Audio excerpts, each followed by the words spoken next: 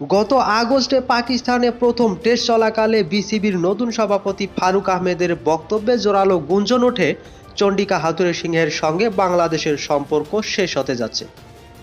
তবে পাকিস্তান সিরিজে সফলতা মেলায় হাথুরু সিংহকে নিয়ে সে সময় চূড়ান্ত সিদ্ধান্তে পৌঁছতে পারেনি বিসিবি। যদিও লঙ্কান এই কোচকে নিয়ে ভাবনা বদলায়নি বিসিবির। খুব শীঘ্রই চাকরি হারাতে পারেন হাথুরু সিংহে, এমনটাই জানিয়েছেন বিসিবি প্রধান। সোমবার 7 অক্টোবর গণমাধ্যমের মুখোমুখি হয়ে চন্ডিকা হাথুরু সিংহের বিদায় প্রসঙ্গে ফারুক আহমেদ বলেন, এখনও হাথুরুর চুক্তির মেয়াদ 6 মাস বাকি। আমাদের এখনও সামনে 3টা সিরিজ আছে। আমরা চেষ্টা করছি বিকল্প খোঁজার। আমরা কিন্তু হুট করেই কোনো সিদ্ধান্ত নিতে পারি না। তবে এটা বলতে পারি যে খুব শীঘ্রই আপনারা এই বিষয়ে ফলাফল দেখতে পারবেন। হাথুরু সিংহের সঙ্গে বিসিবির চুক্তি আগামী বছরের ফেব্রুয়ারিতে অনুষ্ঠেয় চ্যাম্পিয়ন ট্রফি পর্যন্ত।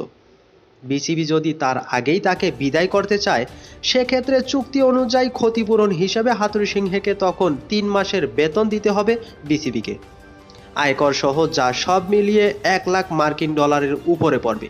সেই বিষয়টি মাথায় নিয়েই হয়তো আপাতত কোনো সিদ্ধান্ত নিচ্ছে না বোর্ড।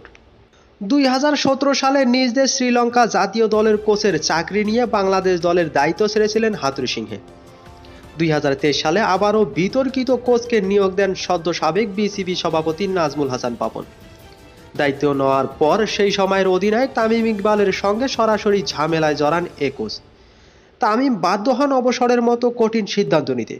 অবশ্য তৎকালীন প্রধানমন্ত্রীর হস্তক্ষেপে আবারও ক্রিকেটে ফেরেন তারকা ওপেনার। তবে জাতীয় দল থেকে বিরতিতে যান তিনি। বিসিবি প্রধান ফারুক আহমেদের বিস্ফোরক মন্তব্য অনুযায়ী বোঝা যাচ্ছে অতি শীঘ্রই হাথুরু অধ্যায় শেষ হতে চলেছে।